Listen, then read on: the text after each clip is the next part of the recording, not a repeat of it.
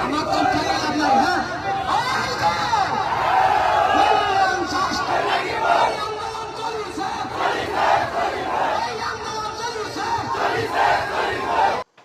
खुलुमबाय रायजोफोर गिबिसिन थाराव फिथांखिब्ल इउटुब चेनेलनिफ्राय रायजो राजा बयनिसिमबो फुंबिलिनि गोजोननाय बावहरनाय जाबाय जायफ्रा सानफ्रोमबो खौरां खोनासंनो मोजां मोनो नोंथांमोननि थाखाय आङो माखासे रिपर्ट्सफोरखौहाय लानानै फैबावबाय रायजोफोर गिबिसिन खौराङाव दङ सानसुमा खुंगुर आबौनि सायावहाय नैथि खौराङावहाय जोङो रुबिराम नार्जारि सारनि सायावहाय थामथि खौराङावहाय दिपेन बर' सारनि सायावहाय ब्रैथि खौराङावहाय हाग्रामा महिलारि सारनि सायावहाय आरो जोबनायाव आदै दावराव देख्रेबनि सायावहाय जोङो सावरायलायगोन बे समाव जोङो सानसुमा खुंगुर आबौआ मा बाथ्रा बुंदों जोङो खोनासंनानै लाग्रोनोसै फै जे 2016 मायथाइनि 27 नभेम्बराव बिटिसिनि एक्जिकिउटिभ काउन्सिलाव हाग्रामा महिलारिया 6टा जनगोष्ठीखौ ट्राइबेल बानायनांगौ होननानै मोनसे रेजोलिउसन पास खालामनानै भारत गभर्नमेन्ट दैथायहरनायखौ फैगौ 31 जानुवारिनि गेजेराव बे उइथड्र खालामनांगौ ओमफ्राय बिजेपि गभर्नमेन्टनिफ्राय बिसोर ओंखारना फैनांगौ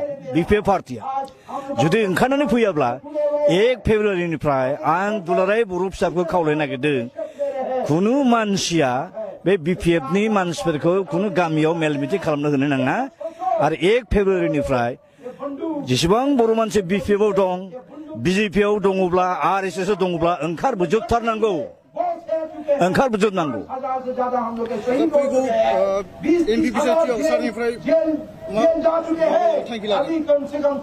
बेयाव आं हारसिङै माबा मोनसे बुंनो हानायनि खोथा गैया रायजो राजानि सायावसो गासिबो सोनारजोबगोन रायजो राजा सोरखौ फसायनानै सोरखौ फसंहैयो बे रायजो राजानि खोथा आरोखि हारसिं सोरबाया जानो होननानै जानो हानाय जिनिस दङ आरोखि जायखिजाया आं जेसेबां मुलुगाव बर' फिसाफोर दं बयखौबो आं खावलायनो नागिरबाय पार्टि फुर्ति इडिल'जि जालदाब गारनानै आरो बे 6टा जातिखौ ट्राइबेल बानायनो नागिरनाय गभर्नमेन्टनि जिथु गाज्रि पलिसि बेखौ फेजेननायनि बिथिङाव जों खौसेयै जुजिनांगौ जादों दिनै जों बयबो खोनाबायना बर' हारिखौ सोर फानदों बर' हारिनि हेंथा जानानै नन एसटिफोरनो सोर एसटि होनो नागिरगासिनो दङ बेखौ जों बयबो खोनाबाय सिबानो जुदि ट्राइबेल हारिनि सिबानो जुदि एसटि होनायावहाय मदद खालामबोबाय थायोब्ला अब्ला हयथ' मालाबानि समावहाय बै स्टेट गभर्नमेन्ट आरो भारत सरकारजोंहाय ज' जानानैहाय जेबो आफुथि गैया होननानैहाय ज्राव होनोबो हागौ बेखौहाय जोङो साननाया मोजां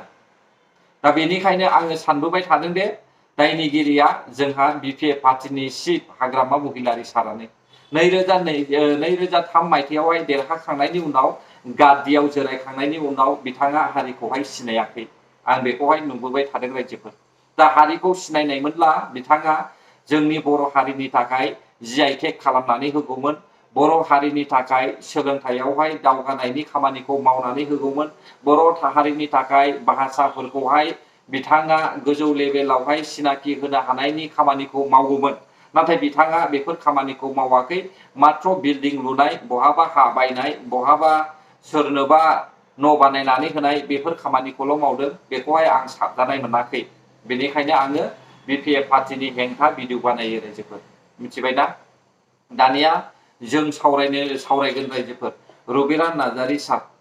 रुबिराम नार्जारि सारा मा बाथ्रा बुंदों नोंथांमोना खोनासंनानै लाग्रोब्लानो जाबाय बुंनो मोननायनि गेजेराव मोनसेल' आं खावलायनो लुबैबाय जे जोंनि दुलाराय बर' फरायसा आफादनि मथ'आ जाबाय मुल मन्त्रआ जाबाय खौसेबा जों थांगोन गावस्राबा जों थैगोन बेखायनो दिनै जोङो बर'फ्रा जे लेथेर फिथेर जानानै दं राजनितियाव समाजनितियाव जोङो ज' जानायनि थाखाय दुलाराय बर' फरायसा आफादनिफ्राय जेब्लाबो मोनसे अभियान मोनसे हाबाफारिखौ दिनै जों क्लियारलि मिथिबाय आबसुआ मा आबसुआनो जाहैबाय बर'नि बयनिफ्रायबो गुदिसिन सिनस्रि नाथाय बे आबसुखौ दिनैनि समावहाय जानला मानला सा साज्रां बुजिग्रा मानसिफ्रा बिसोर बायदिया बदनाम खालामनो नागिरदों बिसोर बायदिया बखिदों नाथाय आबसु नङाब्लादि बर' हारिया थांनानै थानो हानाया गोब्राब बेखौहाय जों बयबो मिथिगौ नाथाय मिन्थिसेयावबो बिसोर बायदि मानसिया थाइसे थाइनै रांनि थाखायनो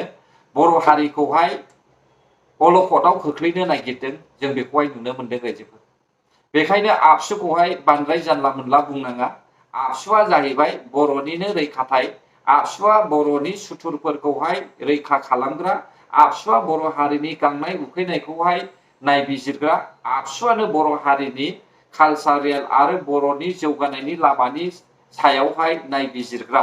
बेखायनो जोङो आबसुखौहाय एसेबां नेवसिगारनो नाङा, मिथिबाय दा? जानला मोनला बाथ्राफोरखौ बुंनानै लाब गैया। जायफ्रा सा साज्रांल' बुजियो बिसोर बायदियासो आबसुखौहाय बखियो।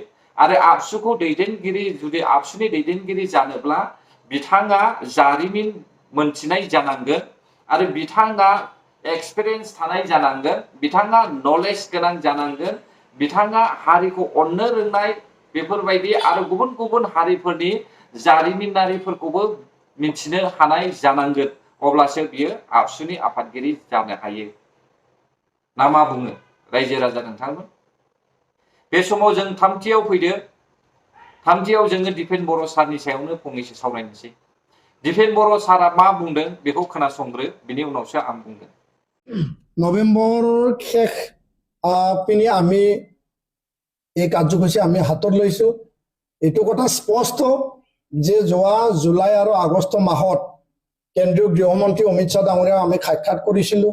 ইয়াৰ লগতে কেন্দ্ৰীয় গৃহ সচিব গোবিন্দ মোহন ডাঙৰীয়াক আমি নিখিল বড়ো ছাত্ৰ সন্থাৰ প্ৰজাতি দল, মোৰ সৈতে খৰমদা ৱাৰী আছে, আমাৰ ভিপি আৰু আমাৰ GS ফণীন বসুমতাৰী, আমি এটা সজাতি দলে একেলগে যাই পেলাই গোবিন্দ মোহন ডাঙৰীয়াক আমি সাক্ষাৎ কৰিছিলোঁ। কেন্দ্ৰীয় গৃহমন্ত্ৰী ডাঙৰীয়াক সাক্ষাৎ কৰিছিলোঁ। আৰু এই সাক্ষাতৰ পিছত গোবিন্দ মোহন ডাঙৰীয়াক আমি কৈ আহিছিলোঁ যে 125 সংবিধান সংশোধনী বিধেয়ক আৰু বিটিআৰ শান্তি চুক্তিৰ প্ৰতিটো দফা যদি আখৰে আখৰে সময়মতে যদি ৰূপায়ণ নহয়, নিখিল বড়ো ছাত্ৰ সন্থা গণতান্ত্ৰিক শান্তিপূৰ্ণ আন্দোলনত নামিবলৈ আমি বাধ্য হ'ম।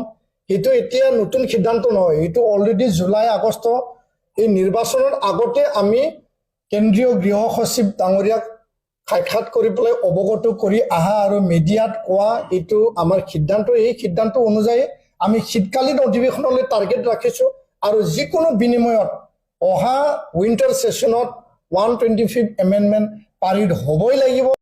नंगौ, जों मिथिगौ दिपेन बर' सारा दिनैनि समावहाय फैबाय थानाय नभेम्बरनि जोबनायावहाय दिल्लीयावहाय सोमावसारनायनि बाथ्रा बुंदों। बेखौहाय BPFनि माखासे सापर्टार्सफ्रा गोरोन्थि बुजिदों।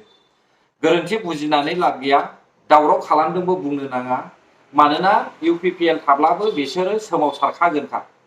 UPPL पार्टिया हारिनि थाखाय खामानि मावनायखायसो बिसोरो नेबाय थादों। आरो फैबाय थानाय नैबे जे 125 एमेन्डमेन्ट बिल, बेनि थ्रुयै जुदि खामानिया जाफुंजोबाब्ला बेयावहाय सोमावसारनायनि बाथ्रा दंखायो। मानोना जोंनि बे जा ST दङ, बे STआ स्टेट नङा रायजोफोर। दा स्टेट नङैनि खारनावनो जोंखौहाय दाउसा मावरियाफोरबायदि आसाम गभर्नमेन्टआ नोजोर होनायनि खारनावनो मोनफ्रोमबो एकर्डआ साक्सेसफुल मावफुंजायाखै। भारत सरकार आरो आसाम सरकारजों लोगो जानानै बर' हारिखौहाय नेवसिगासिनो दङ। दा बेखौ नुनानैसो आबसुआ सोमावसारनो नागिरदों। बेयाव सोरबा हाग्रामा महिलारि देरहानायनि थाखाय, सोरबा UPPLनि पार्टी देरहानायनि थाखाय नङा। बेयो जाहैबाय मोनसे हारिनि थाखाय सोमावसारनो गोनांखा। दा बिटिआर एकर्डखौ बानायनायनि मेन जाहोनानोमोन जाहैबाय सानजाहा सिमा बारायनाय आरो माखासे थाखानाय एकर्डजोंहाय सरजाबफानानै बांसिन डेभेलपमेन्ट खालामनाय। बेसोमोन बिटिआर एकर्डनि मेन थांखिया। नाथाय बेफोर खामानिखौ हाग्रामा महिलारि सारा मावगोन ना मावा बिनि गोबां डाउट दङ। UPPL पार्टिया गोबां थांखि दङमोन, जेरावहाय जोङो बयबो नुनो मोनदों रायजोफोर, जेरावहाय सिभिल सार्भिस 12 सा, डक्टर 20 सा आरो इन्जिनियार 110 सा, बेखौहाय सोर मावदों? UPPLआसो मावदों। दा आं सानो BPF पार्टिनि मावथिफ्राबो गोबां सोलोंनानै लाबाय UPPL पार्टिनिफ्राय बे समाव मावगोन होननानै, आरो सुपार 50खौहाय नोंथांमोना लाखिनांगोन। आं बेखौहाय सानो रायजोफोर। लोगोसे बेल' नङा, GI टेग खालामनायबो दंबावो UPPL पार्टिया। GI टेग खालामाब्ला दिनैनि नैबे न' ST न' रेस होनग्राफ्रानो बर'नि गाननाय जोमनाय, जानाय लोंनाय गासैबो कालचारखौहाय सेनानै लानो थांगासिनो दङमोन। दा बेनिखायनो UPPL पार्टिया थाबैनो GI टेग खालामनानै होनाय जोङो नुनो मोनदों। बेफोरखौ 17 बोसोरावहाय महा उन्दुनानै थाया बानायनो थाखाय। बेखौ मानो बानायाखै हाग्रामा महिलारि सारा? बेफोरखौ नुनानैसो आङो BPFनि बिरुद्धि भिडिअ बानायो रायजोफोर। आरो BPFनि साननाय हनायानो बेनोखा जे बिथांमोना एकमात्र धोन सम्पथिनिल'खा।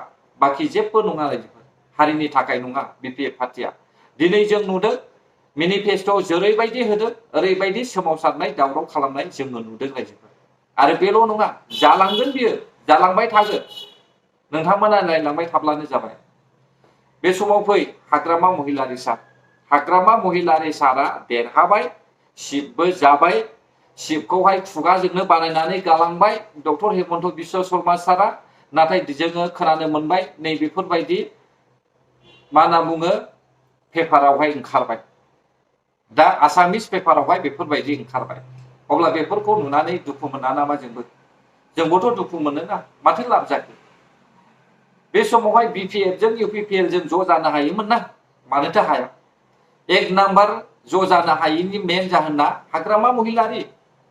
हाग्रामा महिलारि सारा क्लियारलि बाथ्रा बुंदों प्रमद बर'खौ एरख'नायनि देरहाखांनाय लोगो लोगो अब्ला बेयावहाय माब्रै प्रमद बर' सारा बिजोंहाय सावरायलायनानै गोरोबलायनायनि बाथ्रा सावरायनो हाबावनांगौ नाङा होनखाबाय एरख'खाबाय अब्ला माब्रैथो गोरोबलायनायनि बाथ्रा फैबावनांगौ जाखो बेखौ साननांगोन ना रायजोफोर दा हाग्रामा महिलारि सारा दिनैनि समावहाय इएम सायख'गोन इएमखौ बिसोरो सायख'थ'वाखै बाहागबो रानना होथ'नो हायाखै दिनैनिफ्रायसो हयथ' गाबोननिफ्राय इएमफोरनि खामानिया सोलिगोन नोंथांमोना नाय लिस्टआवहाय बेयो नंगौना नङा आं मिथिया नाथाय बेखौ अलरेडि एडभान्स ससियेल मिडियायाव मोनखाबाय बेसोरो सायख'जागोन ना सायख'जाया दा बे लिस्टखौ नायोब्ला चिरांनि सिमाया बहा थांखो चिरांनि दादागिरि निसिमा हालामनि रायजो राजाफोरनि थाखाय इएमआ सोर बहा बेखौ नोंथांमोना नायदोंना ओरैबायदि लासिं सिं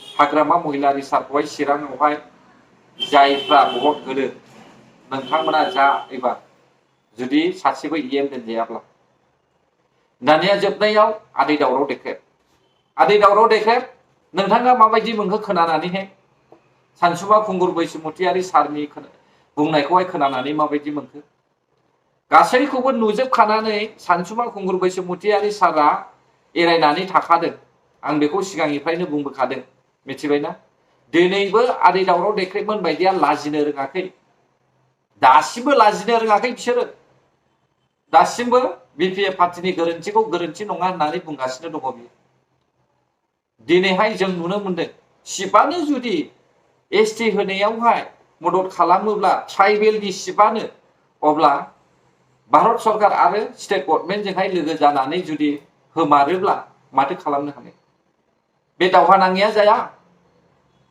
बर'जों हारसाजों दावहा नांफिननाया सोलिया नामा निस्सय सोलिगोन जाफिनगोन रायजोखौ नायलां जाबाय नोंथांमोना दा बेनिखायनो रायजो राजाफ्रा एसे साननै हयै भटफोरखौ होनांगौ आरो साननै हयै मदद खालामनांगौ रायजोफोर दिनै जोङो सासे माइनरिटिनिफ्राय नुदों आखतारा आहमेद आली मथंगुरि बियाबावहाय बिथाङा इएम जानायनि सम्भाबना दं यानिखि लिरखादों बेयावहाय सासे ना सासेथ' मोनखागोन बिसिनिफ्रायबो बिनो बर' हारिखौहाय फुरा गाग्लोबजोबगोन नायबायल' था नोंथांमोना अब्ला गोजोन्थों रायजोफोर जायफ्रा आंनि भिडिअखौ जोबजासिम नायबाय बर' हारि जै जाथों जै बर' हारि